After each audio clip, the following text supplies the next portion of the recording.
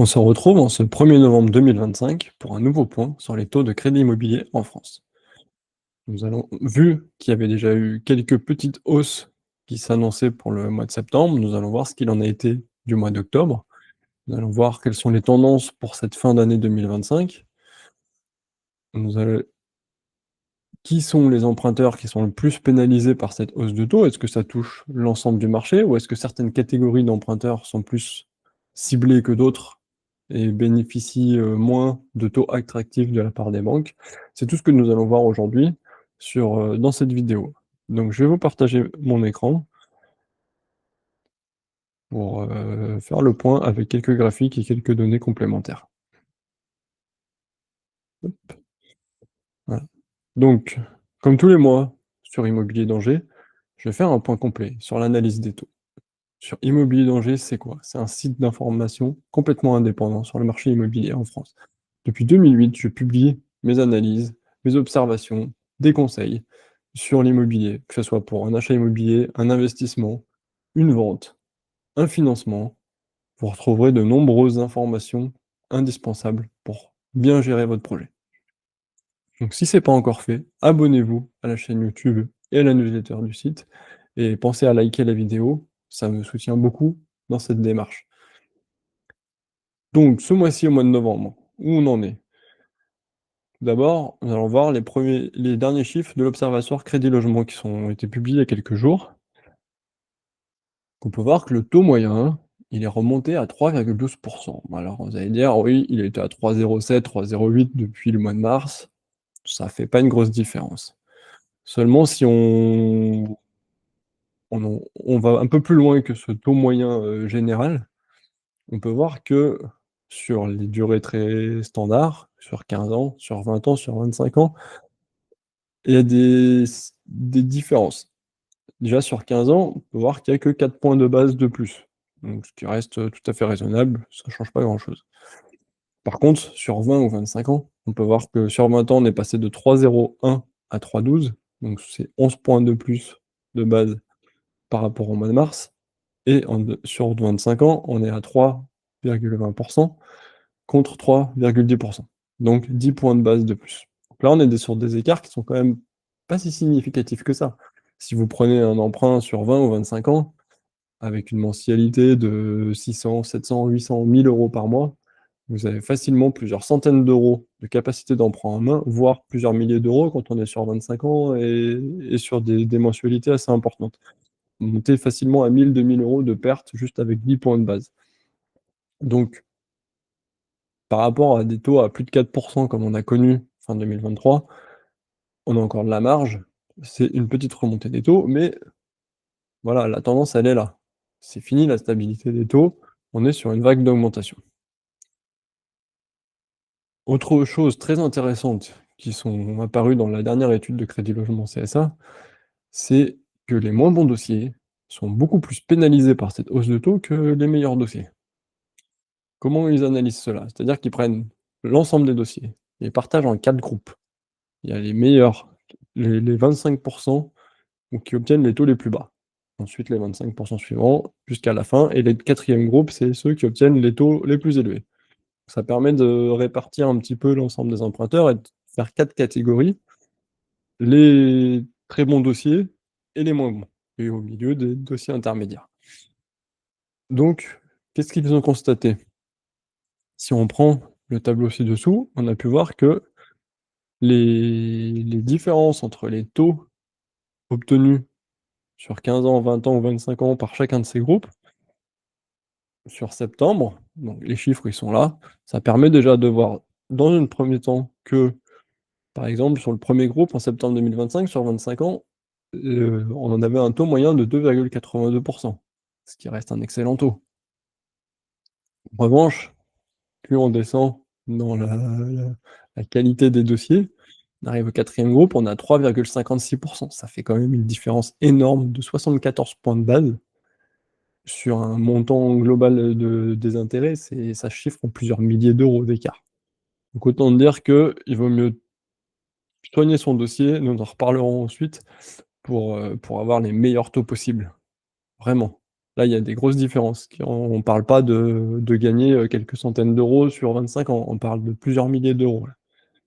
Et donc quand on compare, donc l'Observatoire Crédit Logement remet le tableau avec ces mêmes taux, avec ces mêmes groupes, mais sur les taux de décembre 2024. Ça permet de voir un petit peu les évolutions.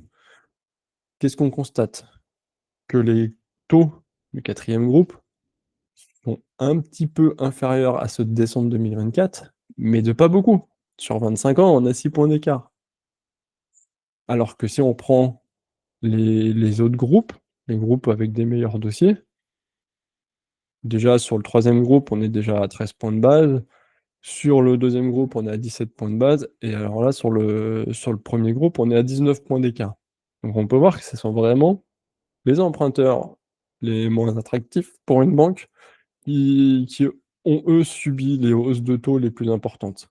Donc comme souvent, quand le marché se dégrade, qu'est-ce que font les banques? Elles vont pas couper l'accès au crédit et on n'a pas des problèmes comme en 2022 ou 2023 où d'un seul coup le crédit posait problème. Non, là, on a juste une remontée des taux.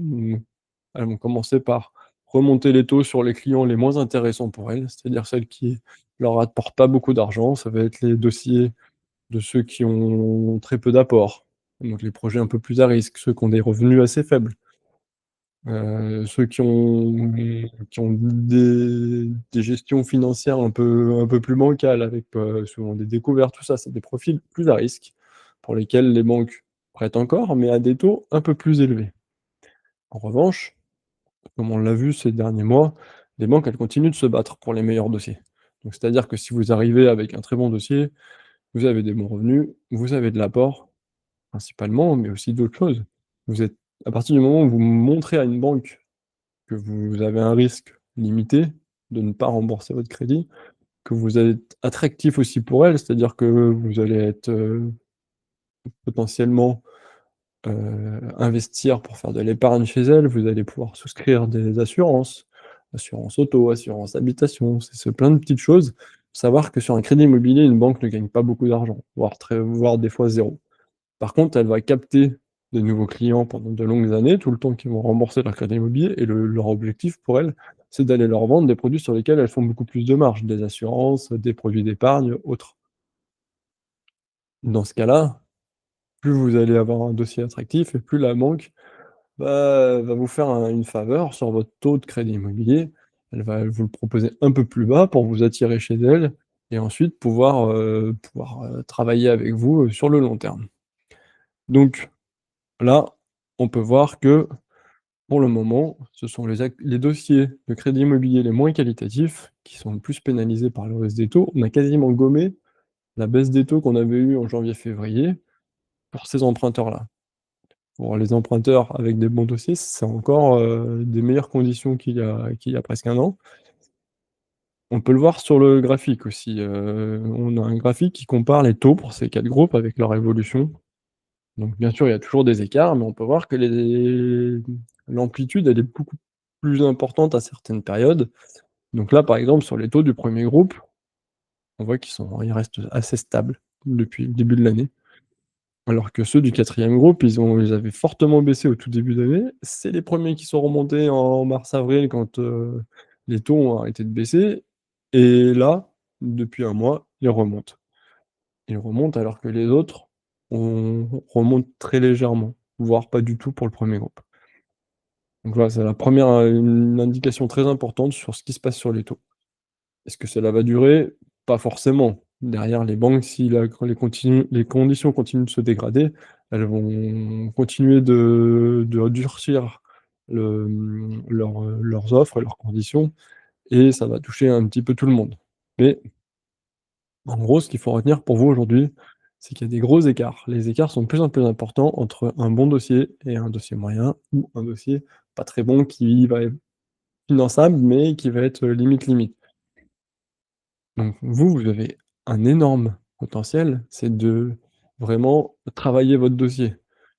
Ça veut dire pendant plusieurs mois, faire attention à votre gestion financière, ne pas avoir de découvert, montrer une capacité d'épargne, mais une petite par rapport à selon vos revenus, voilà, avoir une gestion très stricte de vos budgets plusieurs mois avant, permet de montrer à une banque: «Regardez, on est capable de gérer».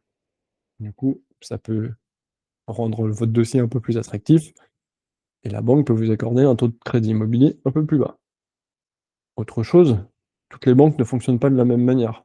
Certaines vont favoriser tel ou tel profil, d'autres vont avoir une opération commerciale pour cibler, par exemple, les primo-accédants, pour cibler, les ménages qui achètent dans le neuf plutôt que dans l'ancien, et cetera. Donc pour ça, il est indispensable d'aller comparer les taux de différentes banques et de négocier. Et ça, vous pouvez le faire avec le simulateur qu'il y a sur le site.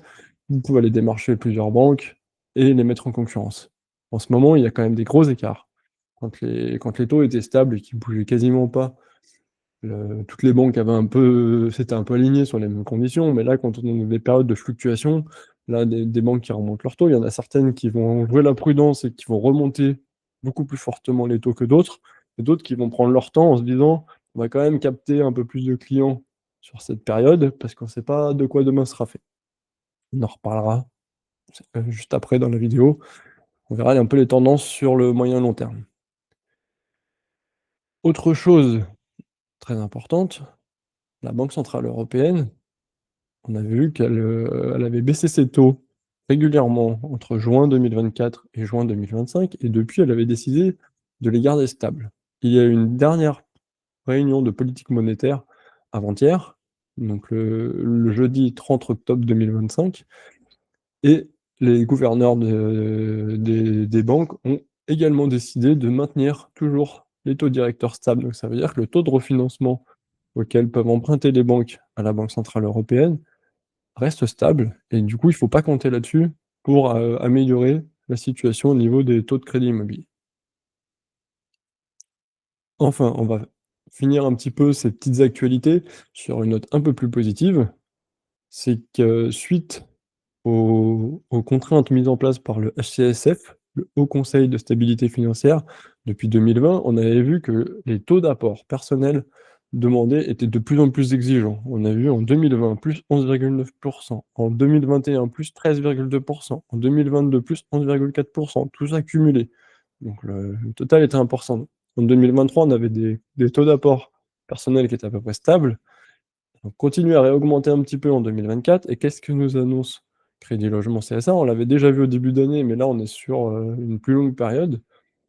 On est à -3,6. Ça veut dire quoi? Ça veut dire qu'on va pouvoir les banques, heu, commencent à relâcher un petit peu du lest au niveau de l'apport personnel. Ça veut dire que vous avez moins besoin d'apporter de l'épargne pour financer votre projet aujourd'hui pour obtenir votre prêt. Donc, je vous laisserai aller voir les différentes pages que j'ai créées à ce sujet avec, des conseils, des informations, aussi bien sur le montant de l'apport qu'il est nécessaire pour un achat immobilier, pour savoir qui peut encore emprunter sans apport en 2025, ou aussi savoir est-ce qu'il faut utiliser toute son épargne quand on achète un achat immobilier ou est-ce qu'il faut en conserver? Comment on fait les ajustements? Comment on choisit? Voilà, tout ça, on en reparle dans les différents articles que je vous ai listés sur cette page. Ensuite, là, on a vu les chiffres de l'Observatoire Crédit Logement qui portaient sur les crédits immobiliers signés en septembre et en octobre. Qu'est-ce qui s'est passé? Moi, tous les mois, je fais un tableau comparatif. Tous les premiers du mois, je relève les taux moyens et les meilleurs taux chez différents courtiers et là, dans le tableau comparatif, entre parenthèses, vous avez les taux que j'avais relevés le 1er octobre et avant, vous avez les nouveaux taux qui sont annoncés pour le 1er novembre 2025. Donc on peut voir encore des hausses, elles sont assez limitées, c'est, 1-2 points, 5 points de base par-ci par-là, mais la tendance elle reste la même, ça continue d'augmenter. Au niveau des meilleurs taux, on peut aller voir sur les meilleurs taux, par exemple ici là, on est toujours sur environ 3,05 sur 20 ans et entre 3,10 et 3,20 sur 25 ans.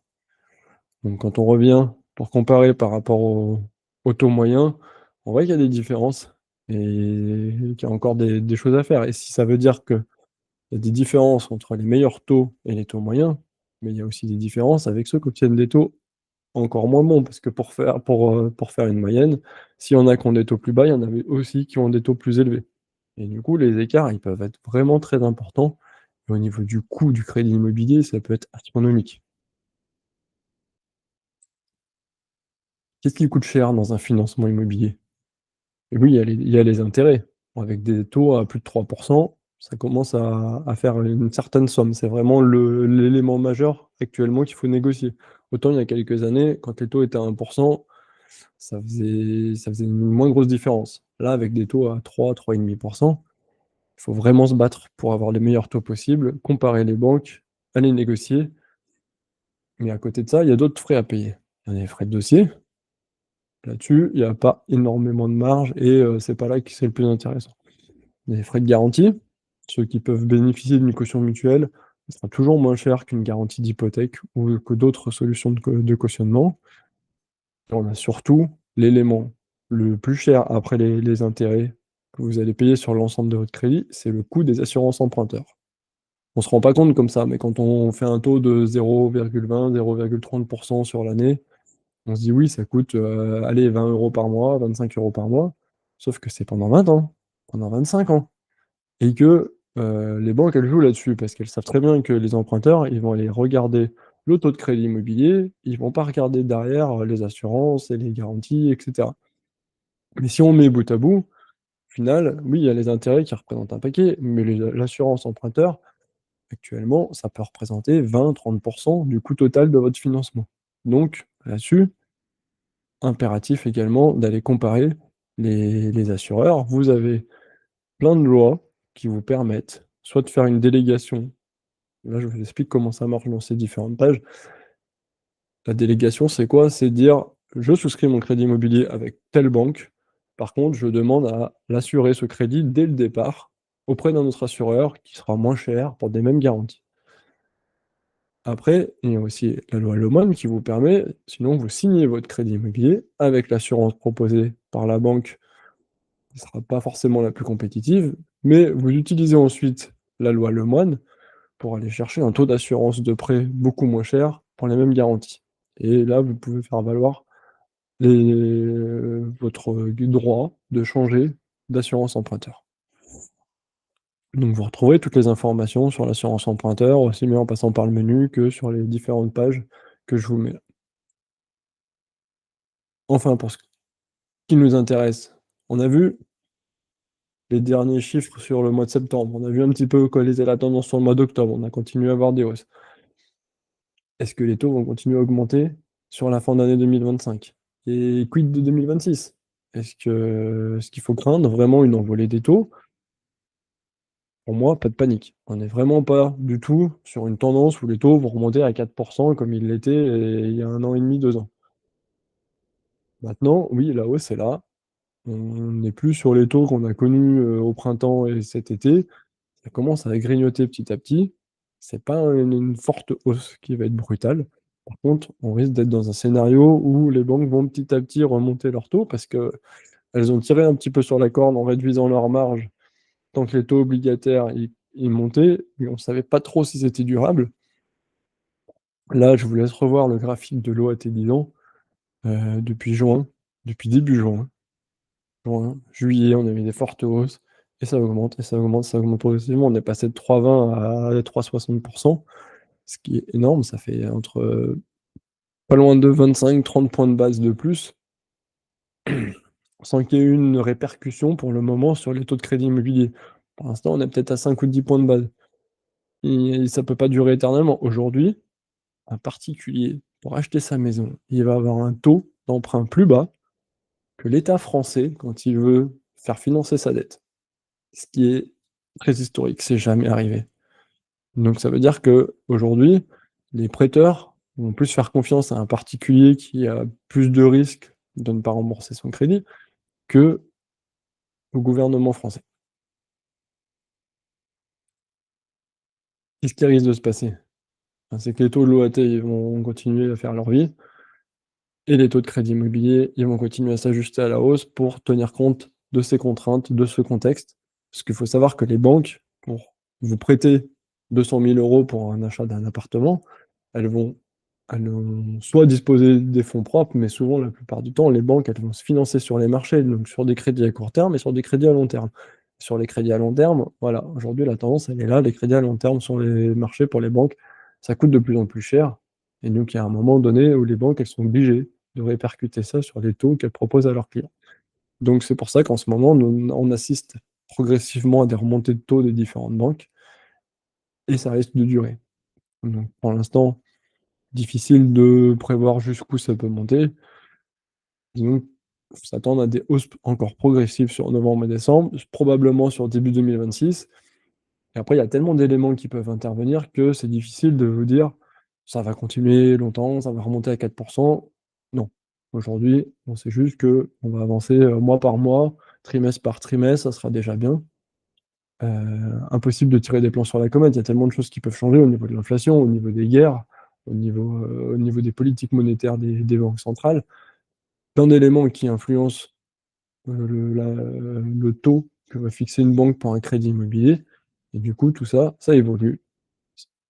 C'est pour ça que je suis très régulièrement les avancées sur le marché, que je publie dans mes actualités et que je fais des vidéos désormais sur ce sujet.